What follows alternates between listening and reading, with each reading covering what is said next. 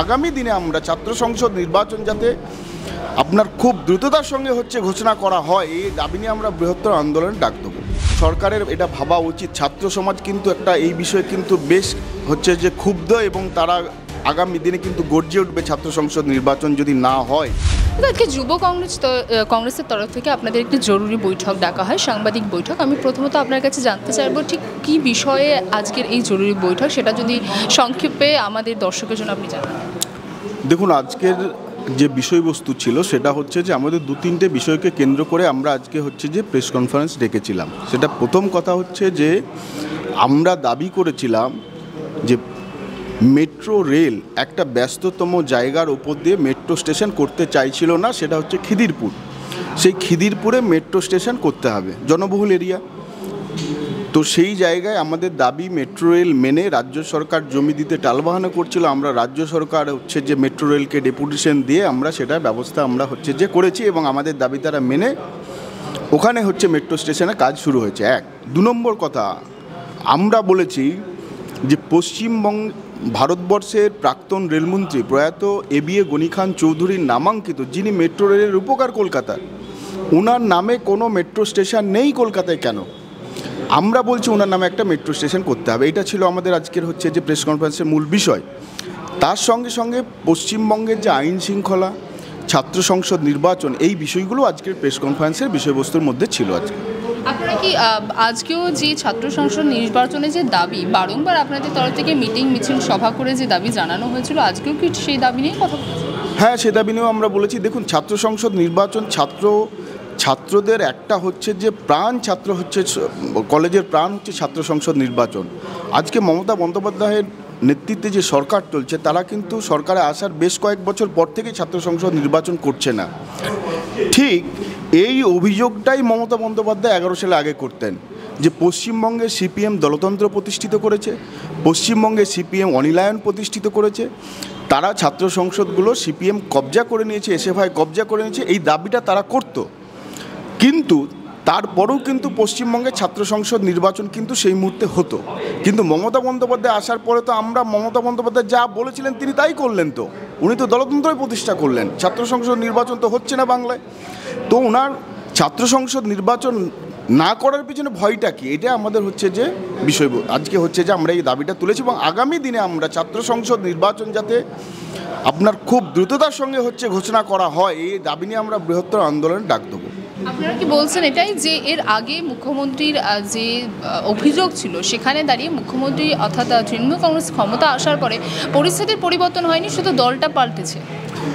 দেখুন, আমরা মনে করি বামপন্থীরা এই বিষয়ে হয়তো তাদের কিছুটা যে পরিস্থিতি একটু চাপের মধ্যে রেখেছিলেন। ঠিকই, ছাত্র সংসদে তাদের যে ইউনিয়ন এসএফআইয়ের একটা দাদাগিরি ছিল সেই সময়। কারণ আমি নিজে একটা বামপন্থী ছাত্র সংগঠন থেকে আসা মানুষ, আমি এটা জানি কিছুটা চাপ ছিল, এটা অস্বীকার করার কোনো জায়গা নেই। কিন্তু আমরা আশা করেছিলাম যে মমতা বন্দ্যোপাধ্যায় যে পরিবর্তনের ডাক দিয়েছিলেন বাংলাতে, সেই পরিবর্তনের ডাকের হাত ধরে বাংলার যে ছাত্র থেকে শুরু করে রাজনৈতিকভাবে একটা যে স্বচ্ছ পরিস্থিতি তৈরি হবে। কিন্তু আমরা পুরোটাই উল্টো দেখলাম। মমতা বন্দ্যোপাধ্যায় ক্ষমতায় আসার পরেই ক্ষমতাকে কুক্ষিগত করলেন, ক্ষমতার বিকেন্দ্রীকরণ করার পরিবর্তে তিনি ক্ষমতার সেন্ট্রালাইজ করলেন, ক্ষমতা কেন্দ্রীকরণ করলেন, যেটা গণতন্ত্রের ক্ষেত্রে খুব ভয়ঙ্কর। আপনারা যে ছাত্র সংসদের যে নির্বাচন চাইছেন, সেক্ষেত্রে ইতিমধ্যে আদালতের তরফ থেকে যে নির্দেশ দেওয়া হয়েছে, রাজ্য সরকারকে মূলত তৃণমূল কংগ্রেসকে একটি নির্দিষ্ট সময়সীমা দেওয়া, যার মধ্যে তাদেরকে নির্দিষ্ট করে বলতে হবে যে কবে ছাত্র সংসদ নির্বাচন হবে কি হবে না। এই নির্দেশ কি মান্যতা দেবে তৃণমূল কংগ্রেস? দেখুন, মমতা বন্দ্যোপাধ্যায় তো আইনের ঊর্ধ্বে উঠেই ম্যাক্সিমাম আইন তো যে উনি অনেক সময় আইন ভায়োলেট করেন, এটা আমরা লক্ষ্য করেছি। বিভিন্ন ক্ষেত্রে অনেক টালবাহানা করেন। আমার মনে হয় ওনার সরকারের এটা ভাবা উচিত। ছাত্র সমাজ কিন্তু এই বিষয়ে কিন্তু বেশ যে ক্ষুব্ধ এবং তারা আগামী দিনে কিন্তু গর্জে উঠবে ছাত্র সংসদ নির্বাচন যদি না হয়। মমতা বন্দ্যোপাধ্যায়কে কোর্ট যে ডেডলাইন দিয়েছে, সেই ডেডলাইনের মধ্যে আমার মনে হয় রাজ্য সরকারের উচিত ছাত্র সংসদ নির্বাচন ঘোষণা করা এবং কলেজের সুষ্ঠু পরিবেশকে ফিরিয়ে দেওয়া। আমরা এর আগে দেখেছি এসএসসি ডি এর মতন বিভিন্ন যে নির্দেশ মূলত আদালতের তরফ থেকে দেওয়া হয়েছিল, সে নির্দেশে সরকারের কি ভূমিকা ছিল? এবার এই নির্দেশ কি মান্যতা পাবে? মানে 26শে নির্বাচনের আগে বা যে সময়সীমা আদালতের তরফ থেকে রাজ্যকে দেওয়া হচ্ছে, সেই সময়সীমার মধ্যে কি তারা একটি নির্দিষ্ট তাদের নির্ধারিত সময় পৌঁছাতে পারবে? দেখুন, কোর্টে বারবার ওনারা ফাইল করে ডেটটাকে পিছিয়ে দেন। এটা তৃণমূলের একটা কালচার হয়ে দাঁড়িয়েছে।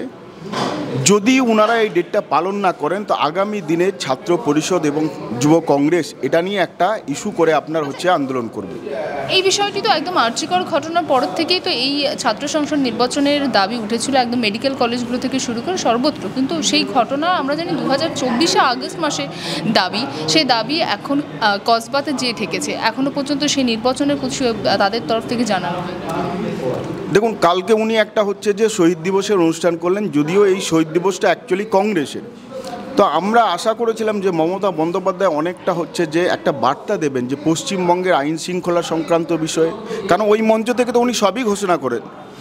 আমরা আশা করেছিলাম ছাত্র সংসদ নির্বাচনের ব্যাপারে বলবেন। আমরা ভেবেছিলাম যে উনি কলেজের সুষ্ঠু পরিবেশ কীভাবে রক্ষা হবে, নারী সুরক্ষার ব্যাপারটা উনি বলবেন। উনি কিন্তু এই বিষয়ে কোনো একটি কথাও উনি বললেন না। উনি কি বললেন যে কি করে ওনাকে ক্ষমতায় রাখা যায়, ওনার ক্যাডারদের উনি সেইটাই নির্দেশ দিলেন যে কিভাবে আগামী দিনে বিরোধীদেরকে যে মাঠে বিরোধীদের উপরে লেলিয়ে দিয়ে কিভাবে তাদের ক্ষমতা রাখা যায়। দেখুন, ভাবছে না এই কথা আমরা তো বলছি না, এই কথা ছাত্র সমাজই বলছে, সাধারণ মানুষ। আপনারাও তো দেখতে পাচ্ছেন যে ছাত্র সংসদ নির্বাচন যদি না হয় হয়তো কাজে প্রতিফলিত হচ্ছে না। কাজে যদি প্রতিফলিত না হয় তাহলে ছাত্র সংঘ ওনার সদিচ্ছার কথা তো এখানে প্রশ্ন আসবেই। দেখুন, না হলে একটা বৃহত্তর আন্দোলনের দিকে আমার মনে হয় আমরা সমস্ত ছাত্র ফ্রন্টালকে, যত রাজনৈতিক সংগঠন আছে এবং যত অরাজনৈতিক ছাত্র সংগঠন আছে, আমরা তাদের কাছেও আবেদন করব এটা নিয়ে একটা জোরালো আন্দোলনের যে বিষয়টা মাথায় রাখার জন্য। হ্যাঁ, আমরা অবশ্যই ছাত্র পরিষদের সঙ্গে আমরা কথা বলে এই বিষয়ে অবশ্যই আমাদের পরবর্তী সিদ্ধান্ত আপনাদের অবশ্যই আমরা জানাবো। এটা আরো ভালো ভালো খবর দেখতে সাবস্ক্রাইব করুন বাংলা হান্টের ইউটিউব চ্যানেল। বাংলা হান্টের আরো খবর দেখতে নজর রাখুন। বাংলা খবর মানেই বাংলা হান্ট।